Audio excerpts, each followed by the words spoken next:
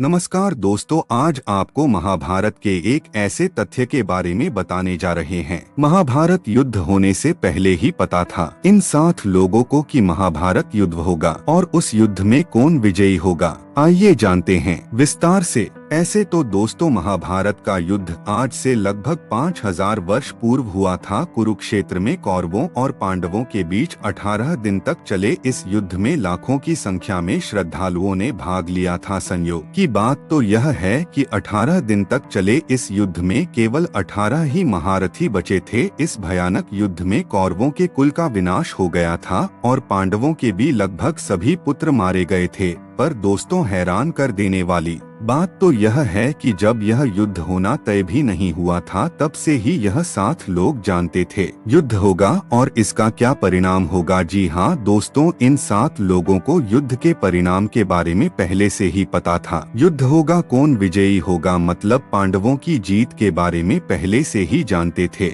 उनमें से सबसे पहले है भगवान श्री कृष्ण। यह बात तो सभी जानते हैं कि श्री कृष्ण को युद्ध होने और इसका क्या परिणाम होगा, इसके बारे में सबसे पहले जानकारी थी। नंबर 2 पर हैं भीष्म पितामह। भीष्म पितामह को दिव्य दृष्टि प्राप्त थी और वह भी जानते थे कि युद्ध तय है और इसका क्या परिणाम होगा, वह भी यह जानते थे। परंतु उन्हें दुख इस बात का था कि उन्हें कौरवों की ओर से युद्ध लड़ना था, क्योंकि वह राज सिंहासन और हस्तिनापुर के लिए प्रतिबद्ध थे और उस समय हस्तिनापुर पर कौरवों का शासन था, जिसका अनुभव न चाहते हुए भी कौरवों के साथ और पांडवों के विरुद्ध थे। तीसरे नंबर पर आते हैं ऋषि वेद व्यास। ऋषि वेद व्यास को भी दिव्य दृष्टि प्राप्त व्यक्तियों में से एक थे। वह भी यह जानते थे कि युद्ध तय है, परंतु फिर भी उन्होंने धृतराष्ट्र को संकेत में समझाना था कि अभी भी वक्त है, तुम इस युद्ध को रोक दो, अन्यथा तुम्हारे कुल का नाश हो जाएगा। पर धृतराष्ट्र ऋषि व्यास जी की इस बात को समझ नहीं पाए, जिसका नतीजा युद्ध हुआ और युद्ध में उनके कुल का नाश हो गया। चौथे नंबर पर आते हैं सहदेव। पांडवों में एकमात्र शहद और भी त्रिकालदर्शी थे। सहदेव भविष्य में होने वाली हर घटना को पहले से ही जान लेते थे। वह जानते थे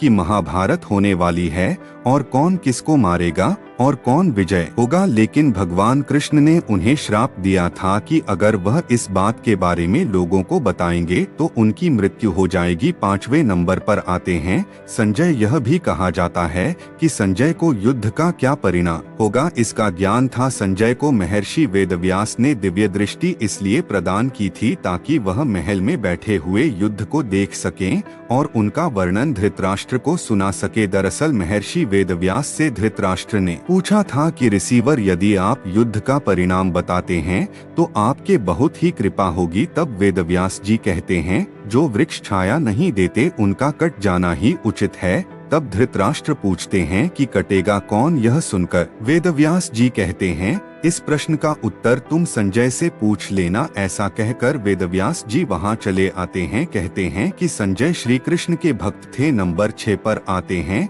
गुरु द्रोणाचार्य। कौरव और पांडवों के गुरु द्रोणाचार्य भी जानते थे कि जब श्री कृष्ण है, जीत उसी पक्ष की होगी। द्रोणाचार्य को भी दिव्य दृष्टि प्राप्त होने की बात कही जाती है। देवगुरु बृहस्पति ने ही द्रोणाचार्य के रूप में जन्म लिया था। और दोस्तों, नंबर 7 पर आते हैं कृपाचार्य। यह भी कहा जाता है कि कृपाचार्य को भी युद्ध के परिणाम का अनुमान था। संभवत ही उन्हें दिव्य दृष्टि प्राप्त थी। श्री कृष्ण के विश्वरूप का दर्शन वही लोग कर सकते थे जिनके पास दिव्य दृष्टि थी। कृपाचार्य ने भी श्री कृष्ण के विश्वरूप का दर्शन किया था। दोस्तों, यह थे 7 लोग जिसने महाभारत का युद्ध होने से पहले ही पता था पांडवों की विजयी होने के बारे में। अगर आपको हमारे द्वारा दी गई जानकारी अच्छी लगी हो तो हमारे चैनल को लाइक एंड सब्सक्राइब जरूर करें। आपका अपना दोस्त प्रिंस टाटावत ज्ञान ऑफिशियल। फिर मिलते हैं एक और न्यू वीडियो के साथ। धन्यवाद।